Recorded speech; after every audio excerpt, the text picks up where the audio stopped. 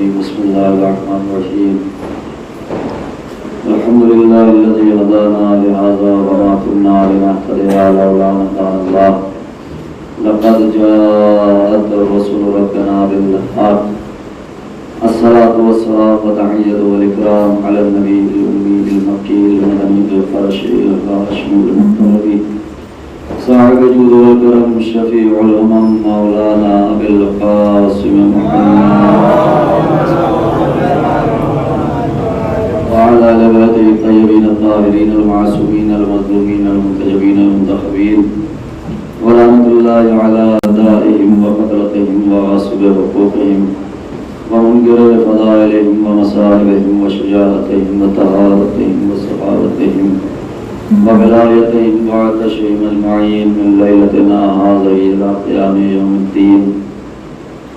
أما بعد فقد قال الله تبارك وتعالى في التنزيل وقوله بسم الله الرحمن الرحيم ويقول الكافر لست مرسلا قل كفى بالله شهيدا بيني وبينكم ومن عنده علم الكتاب صلوات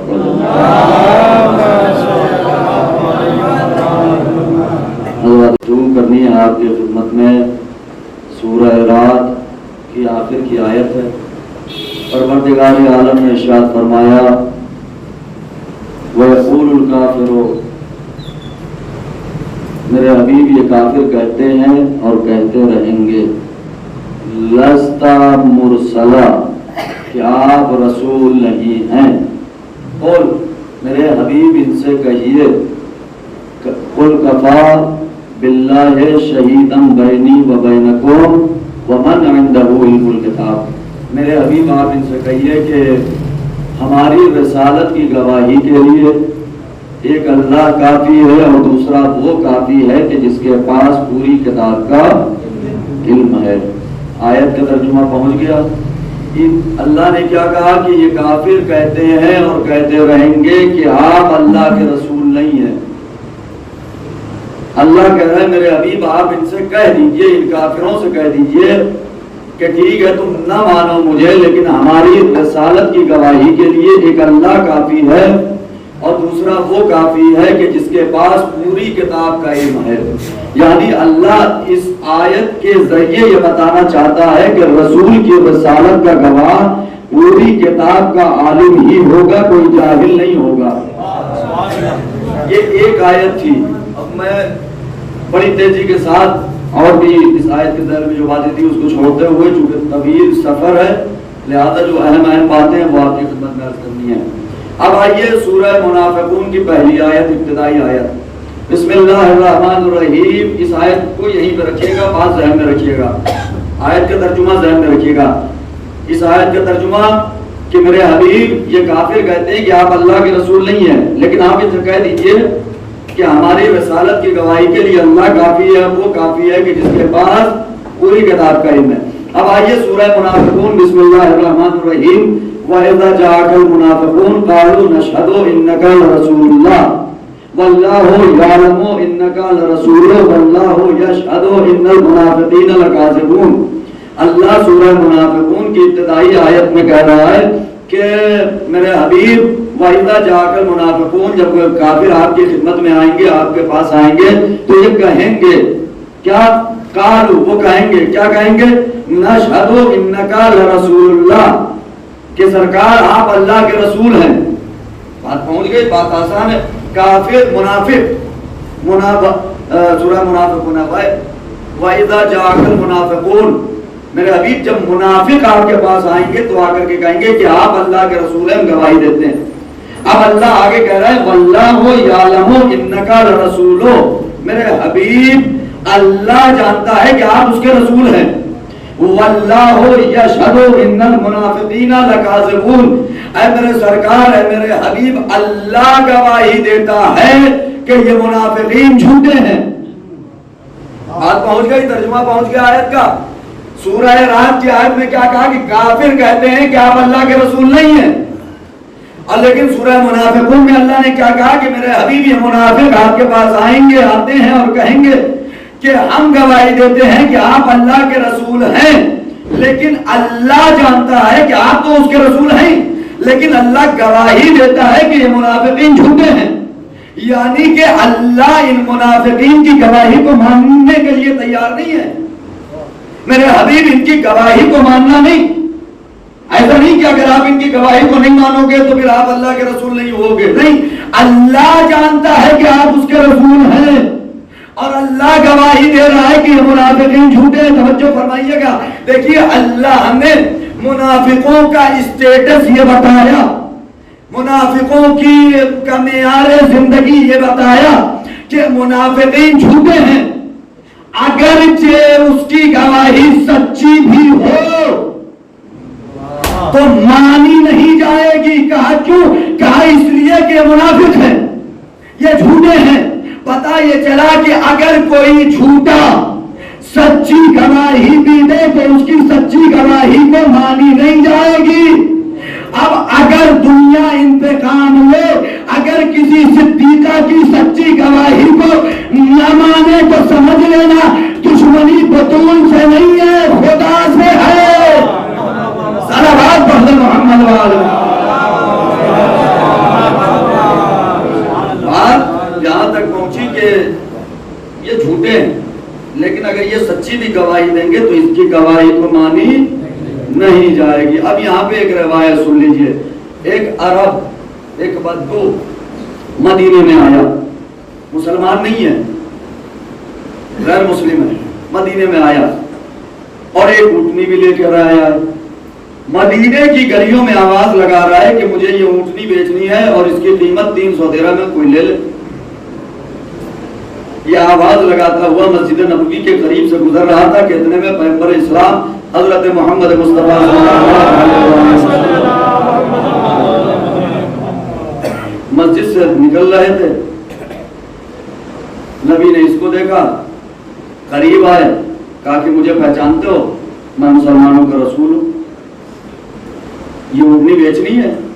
کہا ہاں بیچنی ہے۔ کہا قیمت بتاؤ؟ کہا 300 درہم۔ نبی نے جیب سے 300 درہم نکالا، اس عرب کے ہاتھوں پہ رکھا، اس نے وہ 300 درہم لیا، اپنی جیب میں رکھا اور نبی کو اونٹنی دیے بغیر اونٹنی کو اپنے ساتھ لے کر کے وہ آگے بڑھنے لگا۔ نبی نے آواز لگائی کہ بھائی اونٹنی تو دے کر کے جا، لیکن جب پیسہ اس کی جیب میں پہنچ گیا وہ نبی سے بات کرنے کو تیار نہیں۔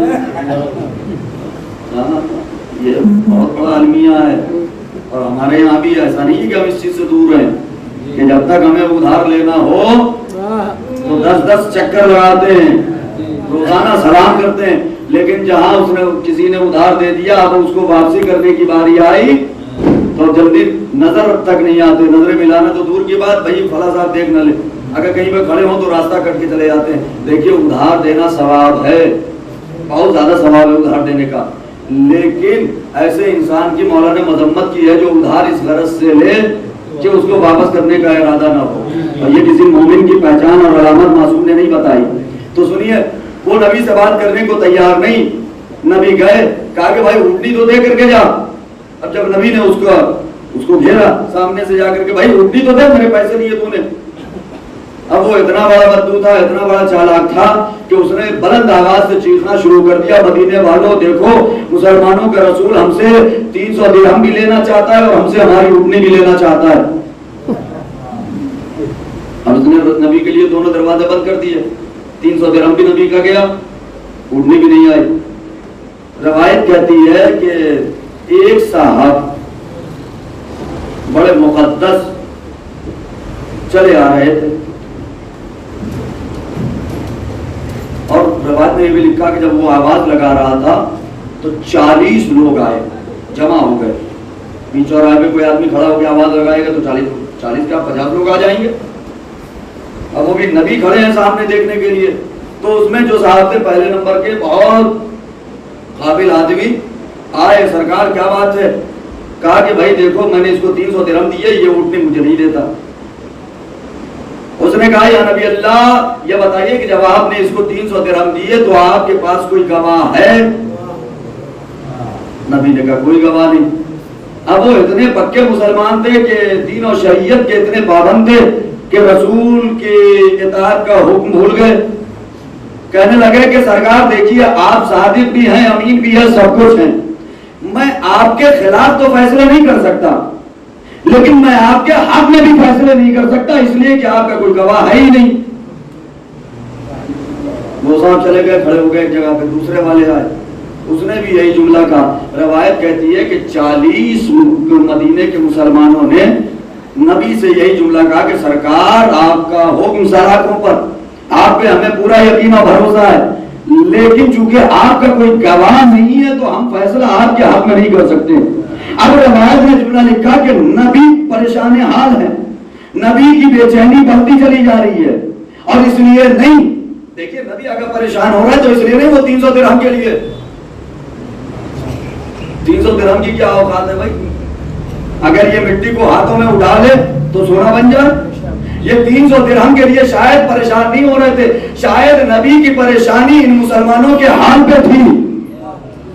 یہ کیسے مسلمان ہیں؟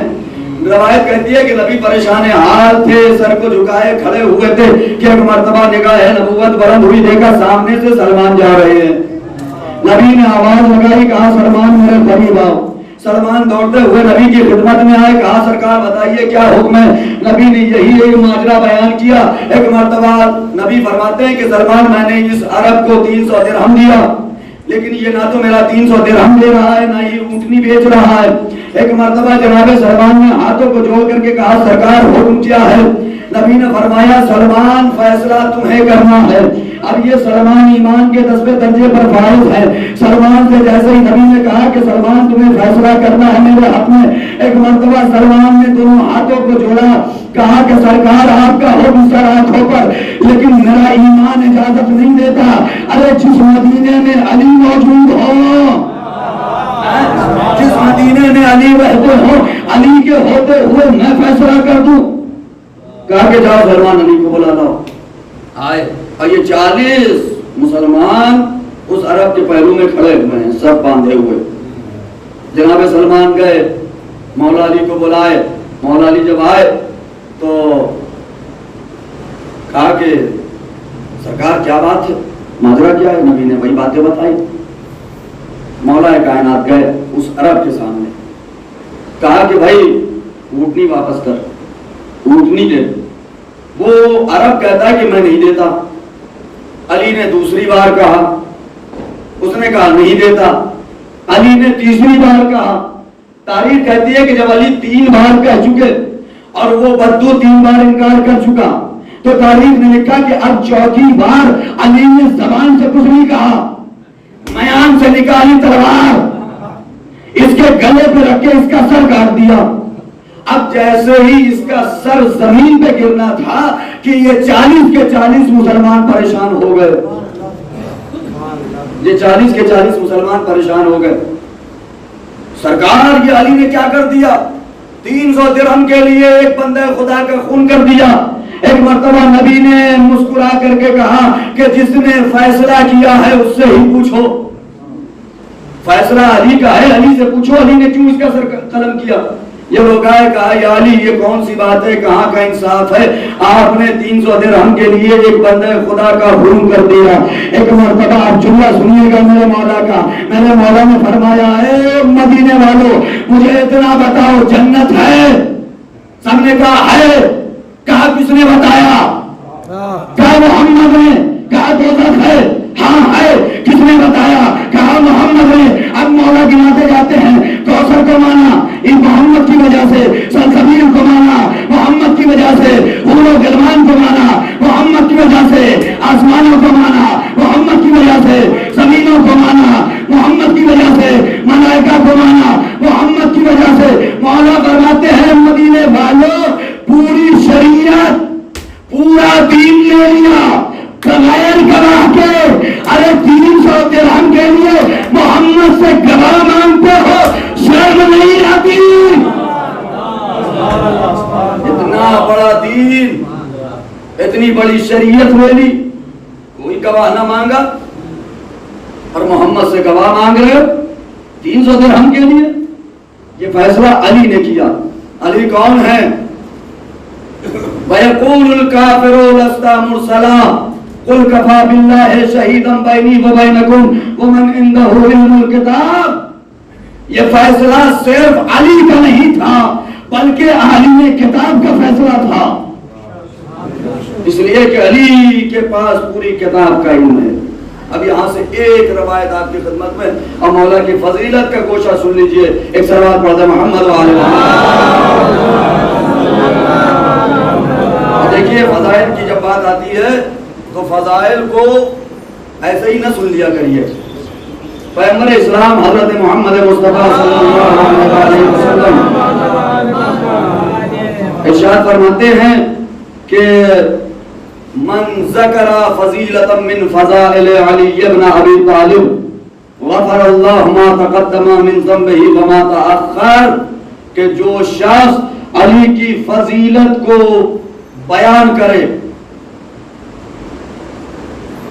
یہ سنائے غفر اللہ ما تقدم من ذنبہ وما تأخر، تو اللہ اس ذکر علی کے سننے اور بیان کرنے کے عوض اس کے اگلے اور پچھلے سارے گناہوں کو معاف کر دیتا ہے۔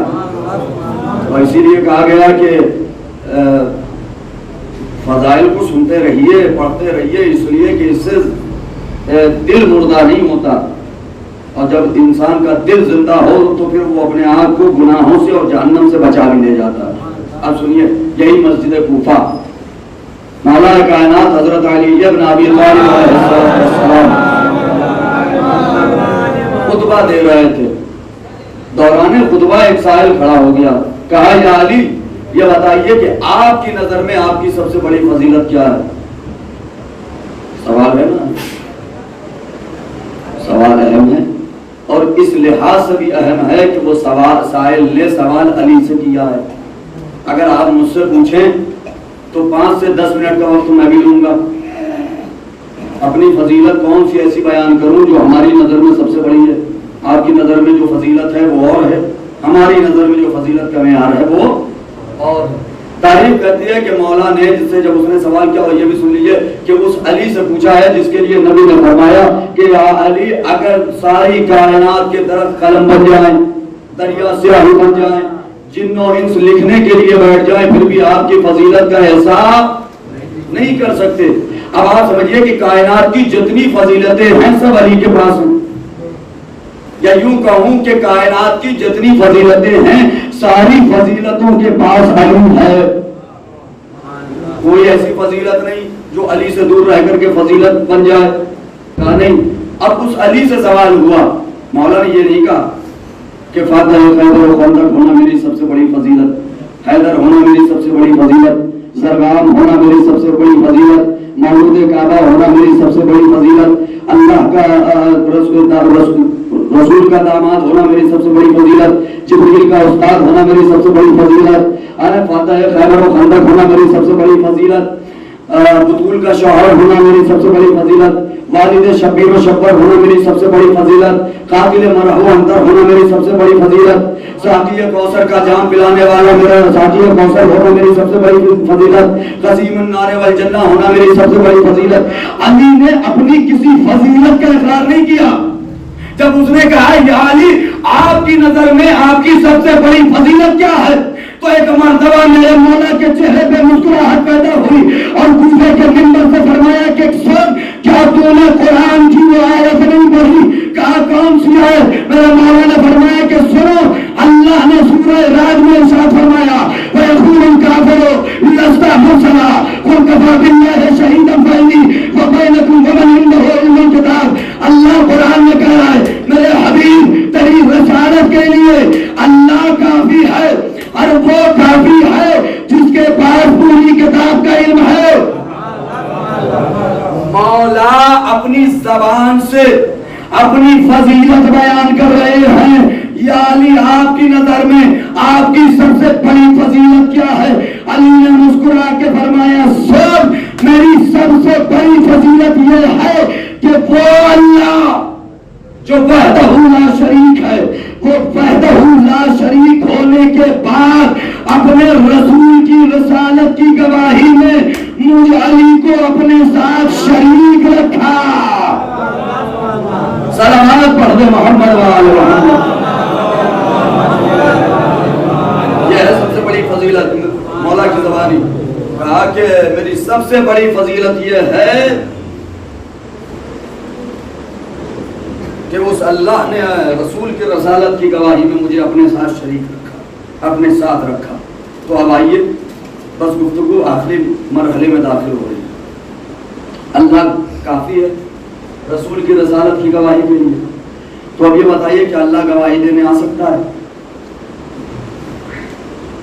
نہیں آ سکتا.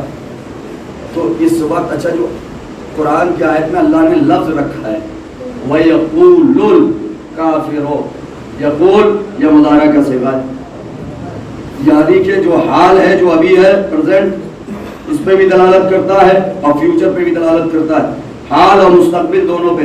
یعنی کہ کافر کہتے ہیں اور کہتے رہیں گے کہ آپ اللہ کے رسول نہیں ہیں. قرآن نازل ہوا ہے رسول کے زمانے میں، تو جو رسول کے زمانے میں کہہ رہے تھے اس کے لیے قرآن نے کہہ دیا. لیکن آج بھی تو کافر ہیں، آج بھی تو رسول کی رسالت کا انکار کرنے والے ہیں.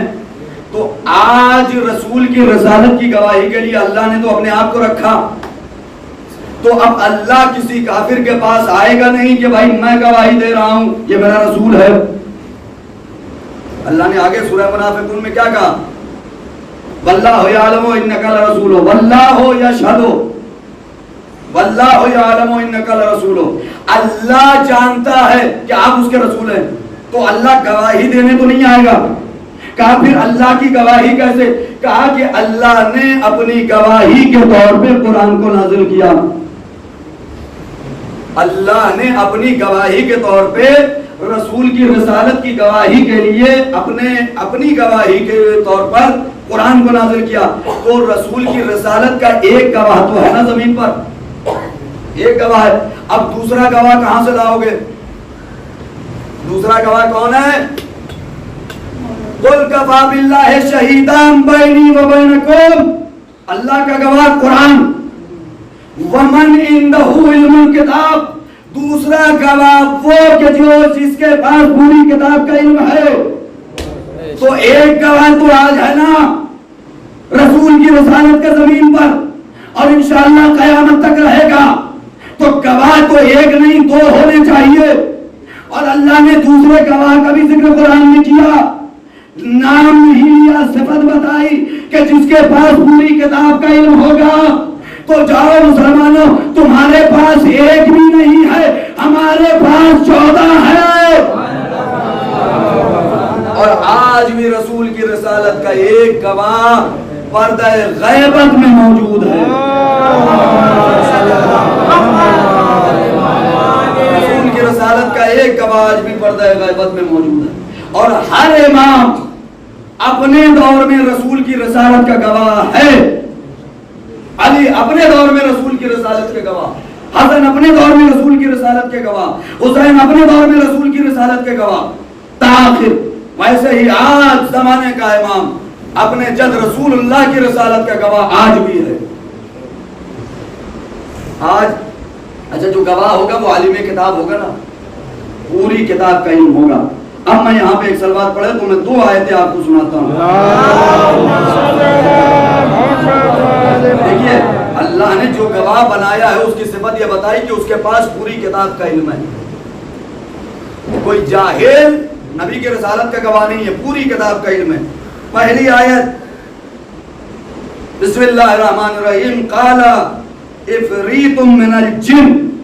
جناب سلیمان کا واقعہ سب نے سن رکھا ہے، یاد بھی ہے. بادشاہ تھے، حاکم تھے، سب کو جمع کیا دربار میں، اور جمع کرنے کے بعد کہا کہ ملک سبا، سلیمان کہاں بیٹھے ہیں؟ سیدون میں. تخت بلقیس کہاں ہیں؟ ملک سبا. 1500 میل کا فاصلہ ہے ملک سبا سے سیدون تک. اور جناب سلیمان نے کیا کہا کہ کون ہے جو تخت بلقیس کو لمحے بھر میں ہماری خدمت میں حاضر کرے؟ قرآن نے کہا کہ قالا افریت من الجن، یہ افریت نام. افریت نے کہا، جن ایک جن تھا، اس نے کہا انا آتیکم بہی قبل ان تقوما من مقامک، سرکار میں ملک سبا سے تخت بلقیس لا سکتا ہوں. کتنی دیر میں؟ کہا کہ قبل ان تقوم من مقامک، بس اتنی دیر میں کہ آپ اپنی جگہ سے کھڑے ہوں. میں یہاں پہ بیٹھا ہوں، مجھے یہاں سے کھڑے ہونے میں کتنا ٹائم لگے گا؟ سیکنڈوں کی بات. جناب سلیمان نے کہا نہیں، وقت بہت زیادہ لگ رہا ہے، کوئی اور بتائے کہ اور جلدی لا سکتا ہے. اس کے بعد کہتے ہیں پھر قرآن نے کہا قال الذی عنده علم من الکتاب، کا اب وہ کھڑا ہوا جس کے پاس کتاب کا تھوڑا سا علم ہے. جناب سلیمان نے پوچھا کتنی دیر میں؟ کہا انا آتیکا بہ قبل ان یرتد الیک طرفک، کہا سرکار بس اتنی دیر میں کہ آپ کی پلک جھپکے گی تب آپ کے پاس ہوگا. ٹھیک ہے جاؤ لے کر کے آؤ. اب جملہ سنیے، 2026 ہے، سوشل میڈیا کا زمانہ ہے. جب تخت بلقیس لانے کے لیے گئے جناب آصف بن برخیا، تو وہاں سے تخت لے کر کے آئے نا، وہاں سے گئے اور وہاں سے فوٹو تو کھینچ کر کے نہیں بھیجا کہ سرکار یہ فوٹو ہے. 2026 ہے اس لیے بات کر رہا ہوں. تھوڑا سا علم ہے، پلک جھپکتے 1500 میل سے پورا کا پورا تخت لا کر کے جناب سلیمان کی خدمت میں پیش کر دیا.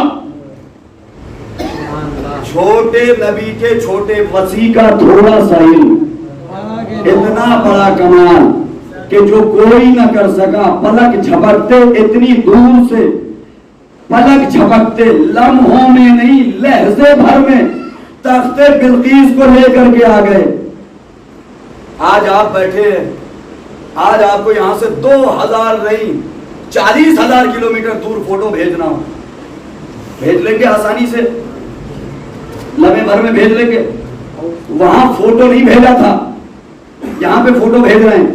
کہا کیوں؟ کہا کہ وہاں پہ کتاب کا تھوڑا سا علم تھا، تو جب تھوڑا سا علم تھا تو فوٹو نہیں آئی، پورا کا پورا مجسم تخت آ گیا. آج ہم نے علمی میدان میں اتنی ترقی کی کہ آج ہزاروں کلومیٹر دور سے لمحے بھر میں ہم یا تو فوٹو بھیج سکتے ہیں، یا تو ویڈیو بھیج سکتے ہیں، یا آڈیو بھیج سکتے ہیں. پورا کا پورا انسان تو نہیں بھیج سکتے نا. اب جملہ سنیے گا بھائی، آج دنیا نے اتنی ترقی کی، علمی میدان میں اتنی زیادہ ترقی کی، تو اتنی زیادہ ترقی کرنے کا نتیجہ یہ ہوا کہ ہم فوٹو بھیج سکتے ہیں، انسان کو نہیں بھیج سکتے. کہا کیوں؟ کہا اس لیے کہ ابھی کوئی صاحب علم نہیں آیا، ابھی صاحب علم نہیں آیا. یہ ہمارا اور آپ کا علم ہے جس کی وجہ سے ہم فوٹو بھیج رہے ہیں لمحے بھر میں یہاں سے وہاں تک ہزاروں کلومیٹر کے فاصلے پر. لیکن جملہ سنیے، جب زمانے کا امام آئے گا، عالم کتاب ہے نا، جب پورا کا پورا علم آئے گا تو فوٹو ٹرانسفر نہیں ہوگی، انسان بھیجے جائیں گے. آپ کو حیرت ہے نہیں پہنچے. جب امام آئیں گے آپ کا پہلا قدم گھر میں ہوگا، دوسرا قدم امام کی بارگاہ میں ہوگا.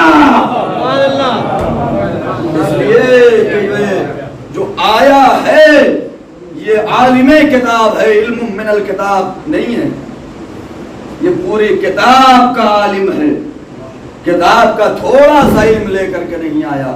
اور یہی وجہ ہے کہ جب امام آئیں گے فاصلے ختم ہو جائیں گے. آج دنیا اپنے علم پہ ناز کر رہی ہے، اور یاد رکھیے گا کہ جو جہاں پہ علم ہوتا ہے پھر حکومتیں بھی وہیں پہ ہوتی ہیں. آج اکیلے ایران نے ساری دنیا کو بتا دیا کہ اگر علم ہے تو تم اس علم کے ذریعے سے بڑے بڑے بادشاہوں کا غرور توڑ سکتے ہو. جن کو اپنی طاقتوں پہ ناز تھا، تمہارے علم نے اس کی طاقتوں کو مٹی میں ملا دیا. ساری دنیا میں ذلیل ہوا اور انشاءاللہ اور ہوگا، اور ذلیل ہو کے بعد جہنم ہوگا. ایک صلوات پڑھ دے محمد. عالم کتاب ہے، پورے پوری کتاب کا علم ہے اور یہ رسول کی رسالت کے گواہ ہے. ہر امام اپنے دور میں رسول کی رسالت کا گواہ ہے. اب میں یہی گفتگو کو یہیں پہ روکتا ہوں اس لیے کہ ابھی مسائل بھی ورنہ وقت زیادہ ہو جائے گا. میرے عزیزو، علی اپنے دور میں رسول کی رسالت کے گواہ اور اس گواہی کا مصلی عبادت پہ گئے جیسے ہی پہلی رکعت کا پہلا سجدہ تھا، لیکن علی کا اٹھتا ہوا سر تھا، ظالم کی گرتی ہوئی تلوار تھی، زخم اتنا شدید تھا کہ علی مصلی پہ بیٹھ گئے. بس جیسے ہی مرحوم کی تلوار کا سر پہ پڑنا تھا، فضا میں آواز گونجی فزت ورب الکعبہ، خدا کی قسم علی کامیاب ہو گئے. ارباب ادا، آپ نے ضربت کے سارے مسائل سنے ہوں گے. سارے مسائل کچھ ہوتا ہوں چونکہ ابھی تابوت برآمد ہونا ہے. شہادت سن لو مولا کی، اس لیے کہ آج 21ویں کا دن تھا. مولا رخصت ہو گئے. حسن و حسین یتیم ہو گئے. نہیں، حسن و حسین یتیم نہیں ہوئے، پوری کی پوری امت رسول یتیم ہوئی. کوفے کے یتیم دوبارہ یتیم ہو گئے. یہی علی تھے، کوفے کے یتیموں کو بٹھا کر کھلاتے تھے اور کہتے تھے کوفے کے یتیموں، اگر کوئی تم سے پوچھے نا تمہارا باپ کون ہے تو کہہ دینا میرے باپ کا نام علی. جیسے ہی ظالم کی تلوار علی کے سر پہ پڑی، فزت ورب الکعبہ کی صدا بلند ہوئی. ادھر سے حسن و حسین آئے. لیکن ایک روایت سنو، بس پڑھنے کا ارادہ نہیں تھا لیکن قیامت کی روایت ہے، شاید آپ نے سنا بھی ہو، اسے محسوس کر لینا. 19ویں کی رات تھی، آدھی رات کا وقت تھا. مولا صحن خانہ میں ٹہل رہے تھے، عبادت کر رہے تھے.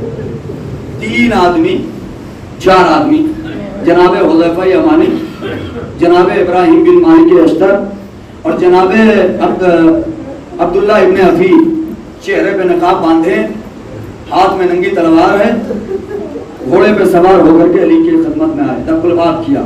علی نے دروازہ کھولا، کیوں آئے ہو اتنی رات میں، کون ہو؟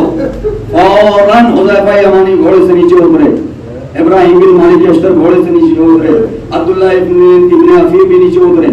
چہرے سے نقاب کو کھولا، کہا یا علی میں آپ کا چاہنے والا، میں آپ کا غلام، آپ کی حفاظت کے لیے آیا ہوں.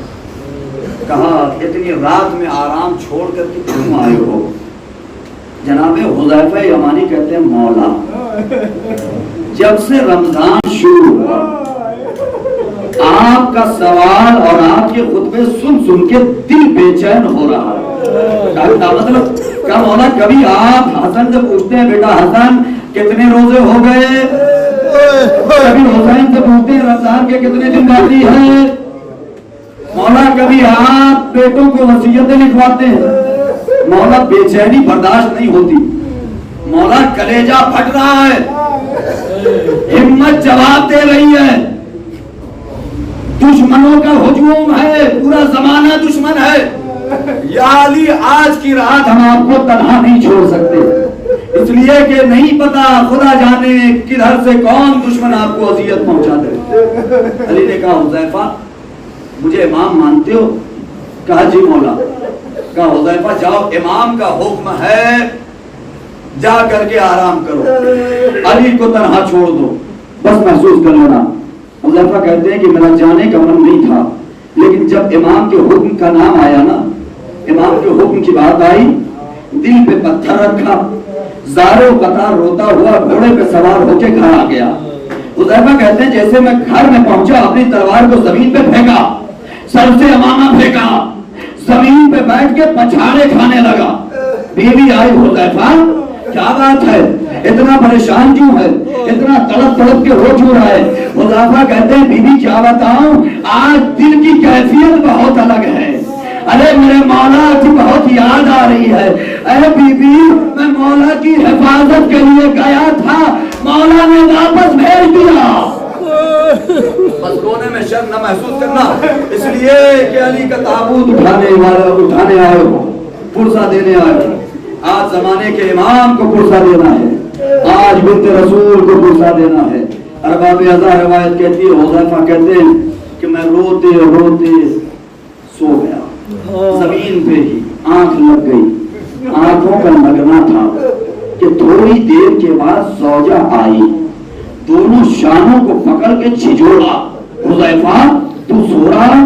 ارے ذرا اٹھ جا، اے حذیفہ سو مت، جلدی سے اٹھ، ذرا یہ فضا میں شور کیسا ہے اس کو سن۔ حذیفہ کہتے ہیں اب جیسے ہی میں نے سنا فضائے کوفہ میں آواز گونج رہی تھی، تحکمت واللہ ارکان الہدی قد قتل امیر المومنین، لوگوں ارکان ہدایت منہدم کر دیے گئے، ارکان ہدایت کو گرا دیا گیا، ارے مومنوں کا امیر مارا گیا، کائنات کا امیر مارا گیا۔ حذیفہ پاپا رہنا مسجد کوفہ کی جانب دوڑے، کیا دیکھا؟ حسن اب حسن و حسین بابا کے سر کو گودی میں لے لیے ہوئے۔ مولا نے فرمایا بیٹا حسن نماز تمام کراؤ، سارے جملوں سارے مسائل کو چھوڑ دیا، نماز تمام ہوئی۔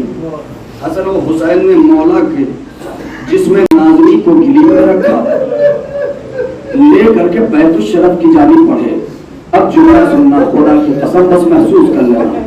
روایت کہتی ہے جیسے ہی بیت الشرف سے قریب ہوئے، میرے لال حسن جی بابا میرے چاہنے والوں سے کہہ دو اپنے اپنے گھروں کو چلے جائیں، اس لیے کہ میری بیٹیاں اگر مجھے اس حالت میں دیکھیں گی تو نہیں کر سکتی۔ علی نہیں چاہتا کہ علی کی بیٹیوں کے رونے کی آواز کوفے والوں کے کانوں تک آئے۔ میں کہوں گا یا علی یہ 40 ہجری کا کوفہ ہے، یہ 40 ہجری کا کوفہ ہے، آپ کی غیرت نے یہ گوارا نہیں کیا کہ آپ کے بیٹیوں کے رونے کی آواز آپ کے چاہنے والے آپ کے صحابیوں کے کانوں تک جائے۔ یا علی زیادہ نہیں، 20 سال کے بعد 61 ہجری کو اسی کوفے میں آئیے گا، یہی آپ کی بیٹیاں ہوں گی، ہاتھ پسے گردن بندھے ہوں گے، ارے سر برہنہ ہوں گی، منادی کی ندا ہوگی، اے کوفے والوں آؤ، علی کی بیٹیوں کا تماشا دیکھو۔ سب چلے گئے۔ روایت کہتی ہے علی کو لے کر جیسے ہی حسن و حسین گھر میں داخل ہوئے، ہر کوئی رو رہا ہے، ہر کسی کی آنکھوں سے اشک جاری ہے۔ روایت کہتی ہے کہ اب تک بس محسوس کر لینا، اور یہ جملہ رہبر معظم کا ہے، تربیہ روح کی نیت سے پڑھ رہا ہوں۔ وہ کہتے ہیں رہبر معظم پڑھا کرتے تھے کہ جیسے ہی مولا کائنات کو گھر میں لے جایا گیا تو اب تک مولا امام حسین کو صبر کی تلقین کر رہے تھے، میرے لال حسین صبر کرو، اے میرے لال حسن صبر کرو، اے میرے شیر عباس صبر کرو، اے ام البنین رونا نہیں، گھبرانا نہیں، صبر کرو، علی ابھی زندہ ہے۔ روایت کہتی ہے رہبر معظم پڑھا کرتے تھے کہ علی اب تک ہر بیویوں کو ہر بیٹوں کو سے یہ کہہ رہے تھے میرے لال صبر کرو، میرے لال صبر کرو، میرے لال صبر کرو۔ ابھی تک علی کی آنکھوں میں آنسو نہیں آئے، لیکن رہبر معظم پڑھا کرتے تھے کہ جیسے ہی علی کی نظر زینب کے چہرے پہ پڑی، زینب کی آنکھوں سے بہتے ہوئے آنسو پہ پڑی، علی نے یہ نہیں کہا زینب صبر کرو، ایک مرتبہ علی زارو قطار، علی زارو قطار گریا کرنے لگے۔ وہ کہتے ہیں میں کہوں گا مولا زینب کا رونا برداشت نہ کر سکے، مولا زینب کو روتا ہوا دیکھا، آپ سے برداشت نہ ہو سکا، اے امیر کائنات 61 ہجری کو کربلا میں اگر آتے، ارے زینب کا گریا دیکھتے، آپ کے دل پر کیا گزرتی؟ کربلا میں زینب کو روتا ہوا کس طرح دیکھتے؟ رباب حضرت ابھی بس میں نے سارے مسائل کو جلدی جلدی سمیٹ رہا ہوں، جلدی جلدی۔ روایت کہتی ہے کہ طبیب کو بلایا گیا، زخم دیکھا، دودھ کے لیے کہا، جیسے ہی خبر ابھی طبیب باہر نکلا، تھوڑی دیر کے بعد چھوٹے چھوٹے یتیمان کوفہ ننھے ننھے ہاتھوں میں ننھے ننھے دودھ کا جام لے کر کے آ گئے، میرے مولا کو دودھ پلانا ہے، میں مولا کے لیے دودھ لے کر آیا ہوں، بس دل چاہتا ہے مولا کی خدمت میں ہاتھوں کو جوڑ کے کہوں مولا آپ مدینے میں نہیں ہیں، آپ کوفے میں ہیں، آپ مسافرت کے عالم میں ہیں، یہ کوفہ کوفہ آپ کا گھر نہیں ہے مولا، پردیس میں جب ڈاکٹر جب طبیب نے آپ کو دودھ بتایا، ارے چھوٹے چھوٹے بچے دودھ کا جام لے کر حاضر ہو گئے، اے مولا 20 سال کے بعد یہی کوفہ ہوگا، اسی کوفے میں آپ کی 4 برس کی سکینہ کوئی پانی پلانے والا نہ ہوگا۔ ارباب عزا لیجیے، چھوڑا سارے مصائب کو، 21ویں کی صبح آنے والی ہے، بس اصلی روایت سنو رستم یہی بھی تمام کر دینا، بس مولا کی شہادت ہے۔ 21ویں کی رات آئی، مولا نے سب کو بلایا، سب کو بلایا، بیٹوں کو بلایا، بیٹیوں کو بلایا، وصیتیں کی، وصیتیں کرنے کے بعد تمام بیٹوں کا ہاتھ لیا، امام حسن کے ہاتھوں میں دیا، ان کا خیال رکھنا۔ جانتے ہیں روایت کے اس منظر پر ایک 13 برس کا شیر، 13 برس کا جوانی، 13 برس کا بہادر دور سے کھڑا دیکھ رہا تھا۔ بابا نے سب کا ہاتھ آگے، بس میں استعمال کر رہا ہوں اسی جملے پہ محسوس کر لینا، بابا نے سب کا ہاتھ آقا حسن کے ہاتھ میں دیا، میرا ہاتھ آقا حسن کے ہاتھ نہیں دیا۔ روتے ہوئے ماں کی خدمت میں گئے، مادر گرامی بابا مجھ سے ناراض ہے، بابا مجھ سے خفا ہے، مجھ سے کون سی ایسی غلطی ہو گئی۔ ایک مرتبہ ام البنین نے 13 برس کے عباس کا ہاتھ پکڑا، لے کر کے علی کی خدمت میں آئی، ہاتھوں کو جوڑا، ہے میرے والد و وارث، میرے عباس سے کوئی غلطی ہو گئی، میرے عباس سے کوئی خطا، بس میں تمام کر رہا ہوں، رونے میں شرم محسوس نہ کرنا۔ ارباب عزا، اے میرے والد و وارث، میرے عباس کا ہاتھ آقا حسن کے ہاتھ میں کیوں نہیں دیا؟ ایک مرتبہ علی کی آنکھوں سے زارو قطار اشک جاری ہونے لگے، آواز دی، اے میرے لال حسین، ہو گئی تمام مجلس ارباب عزا، حسین آئے، جی بابا ادھر آؤ۔ حسین کا ہاتھ لیا، عباس کے ہاتھ میں دیا، کہا عباس جب تک تیرے بازو سلامت ہے، جب تمام کر رہا ہوں، جب تک تیرے بازو سلامت ہے، حسین کا خیال رکھنا۔ اللہ اکبر، ذرا محسوس تو کرو، جب علی نے عباس کے ہاتھوں میں حسین کا ہاتھ دیا تھا، عباس کی عمر 13 برس، اللہ اللہ، 13 برس کے عالم میں وفاداری کا یہ عالم تھا کہ 32 برس کے عباس ہو گئے۔ جب تک بازو سلامت ہے، حسین کا جسم سلامت، لیکن جیسے ہی عباس کے شانے قلم ہوئے، عباس زمین پہ آئے، حسین کی کمر جھک گئی۔ عباس آج سے وہ آنکھیں جاگیں گی جو تیرے ہونے سے سویا کرتے تھی، عباس آج سے وہ آنکھیں سوئیں گی جو تیرے خوف سے جاگا کرتے۔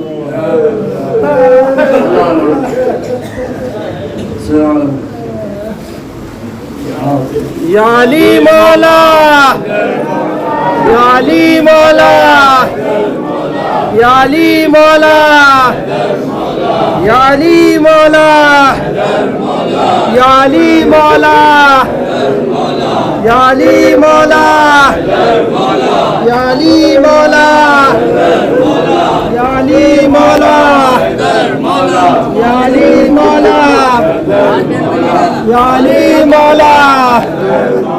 یا علی مولا، یا علی مولا، یا علی مولا، یا علی مولا، یا علی مولا، یا علی مولا، یا علی مولا، یا علی مولا، یا علی مولا، نہیں نہیں اے چھوٹی یہیں رکھا جگہ تھوڑی ہے۔ مولا حیدر مولا، مولا حیدر مولا، مولا حیدر مولا، مولا حیدر مولا، مولا حیدر مولا، مولا حیدر مولا، مولا حیدر مولا، مولا حیدر مولا، مولا حیدر مولا، हैदर मौला हैदर मौला हैदर मौला उठा कोई जनाजा फिर सैयदा के घर से, उठा कोई जनाजा फिर सैयदा के घर से, उठा कोई जनाजा फिर सैयदा के घर से, उठा कोई जनाजा फिर सैयदा के घर से, उठा कोई जनाजा फिर सैयदा के घर से।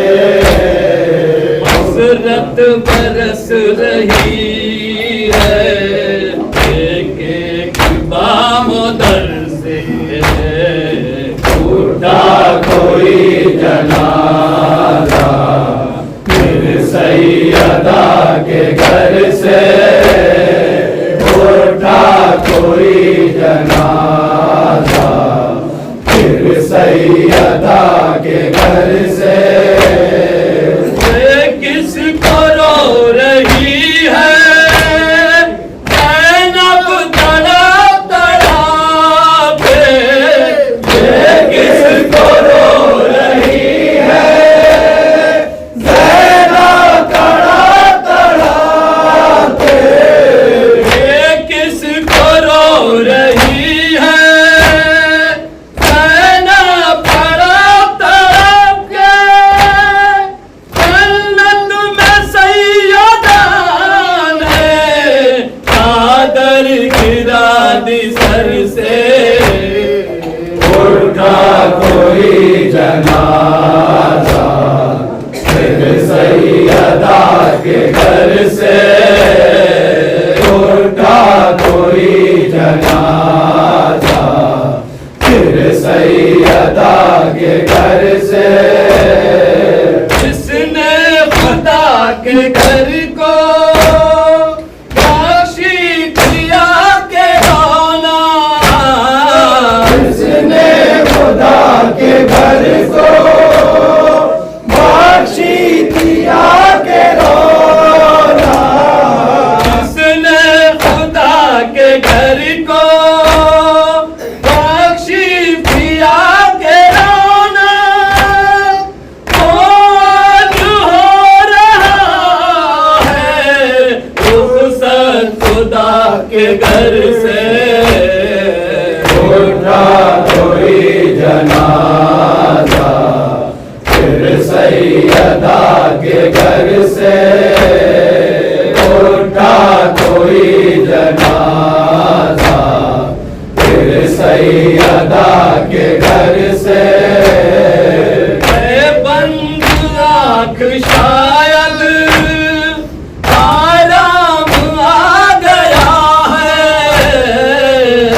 बंद आँख शायद आराम आ गया है, बंद आँख शायद आराम आ गया है, मौला तड़प रहे थे 19 की शहर से, उठा कोई जनाजा फिर सैयदा के घर से, उठा कोई जनाजा फिर सैयदा के घर से।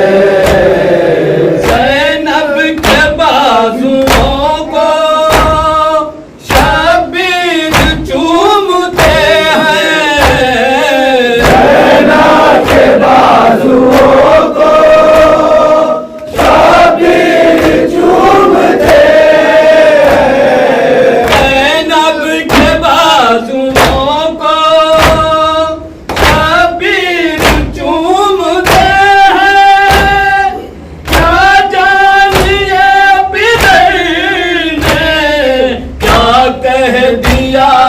سر سے اٹھا کوئی جنازہ پھر سیدہ کے گھر سے، اٹھا کوئی جنازہ پھر سیدہ کے گھر سے، قاتل کو اپنے ٹھنڈا شربت پلانے والا، قاتل کو اپنے ٹھنڈا شربت پلانے والا، قاتل کو اپنے ٹھنڈا شربت پلانے والا، بے چین ہو رہا ہے خود زہر کے اثر سے،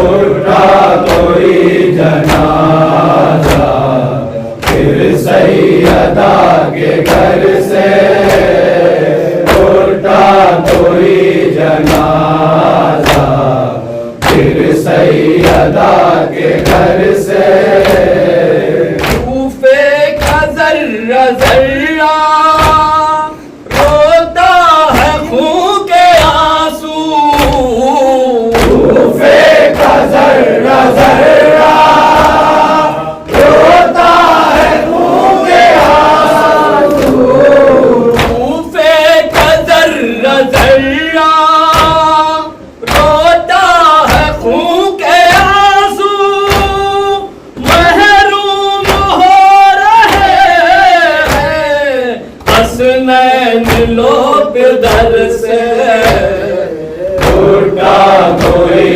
جنازہ پھر سیدہ کے گھر سے، اٹھا کوئی جنازہ پھر سیدہ کے گھر سے، الوداع اے میرے سوگوارو، الوداع اے میرے سوگوارو، وقت آخر تھا حیدر کا نوحہ، الوداع اے میرے سوگوارو، چھوڑ کر جا رہا ہوں میں دنیا، الوداع میرے سوگوارو، میری میت کو کاندھا لگانا، میرے بچوں کی ڈھارس بنانا، دھیان رکھنا حسین و حسن کا، الوداع میرے سوگوارو، وقت آخر کا حیدر کا نوحہ، الوداع میرے سوگوارو، اے حسین و حسن پاس آؤ، میرے نزدیک عباس آؤ، میرے سینے سے لگ جاؤ بیٹا، الوداع میرے سوگوارو، وقت آخر کا حیدر کا نوحہ، الوداع میرے سوگوارو، میرے عباس نازوں کے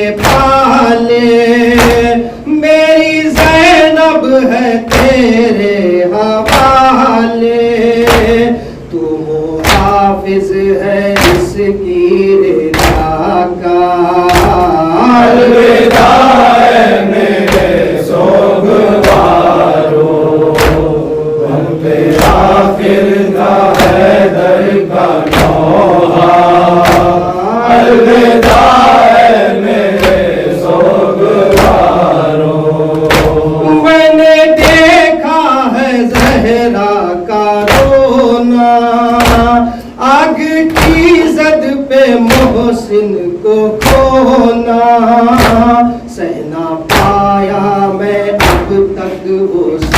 فرمان الوداع ہے میرے سوگوارو وقت آخر کا ہے در کا نوحہ الوداع ہے میرے سوگوارو ٹوٹا پکتا تھا مولا کے سر سے یعنی کعبے کی دیواروں در سے سب سے رو رو کے کہتے تھے مولا الوداع ہے میرے سوگوارو وقت آخر کا ہے در کا نوحہ الوداع ہے میرے سوگوارو رو کے کہتے تھے شاہ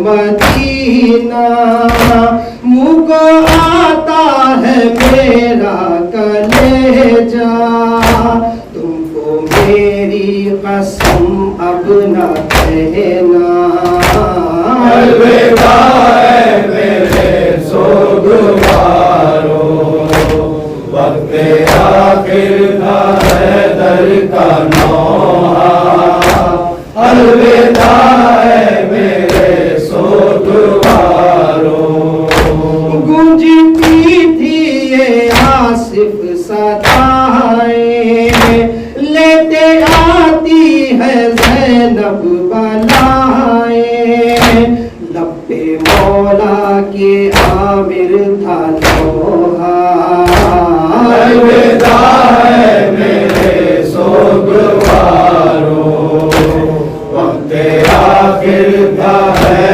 در کا نوحہ الوداع ہے میرے سوگوارو چھوڑ کر جا رہا ہوں میں دنیا الوداع ہے میرے سوگوارو الوداع میرے سوگوارو الوداع میرے سوگوارو الوداع میرے سوگوارو الوداع میرے سوگوارو علی مولا حیدر مولا علی مولا حیدر مولا علی مولا حیدر مولا علی مولا حیدر مولا علی مولا حیدر مولا علی مولا حیدر مولا علی مولا حیدر مولا علی مولا حیدر مولا علی مولا حیدر مولا علی مولا حیدر مولا علی مولا حیدر مولا علی مولا حیدر مولا علی مولا حیدر مولا علی مولا حیدر مولا علی مولا حیدر مولا علی مولا حیدر مولا علی مولا حیدر مولا علی مولا حیدر مولا حیدر مولا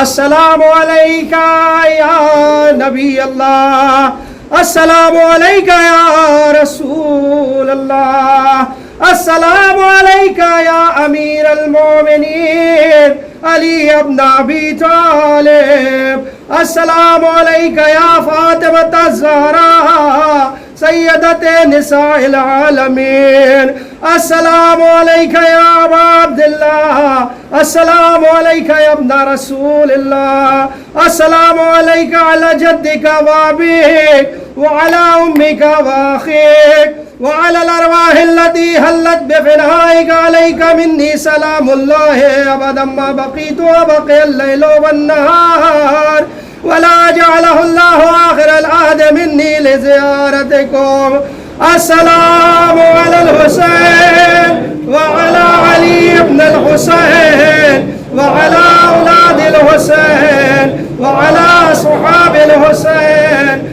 السلام عليكم ورحمة الله وبركاته السلام عليك يا غريب الغرباء السلام عليك يا معين الضعفاء والفقراء السلام عليك يا شمس الشموس السلام عليك يا أنيس النفوس أيها المدفون بأرض التوس السلام عليك يا سلطان العرب والعجم السلام عليك يا أبا الحسن علي بن موسى الرضا ورحمة الله وبركاته.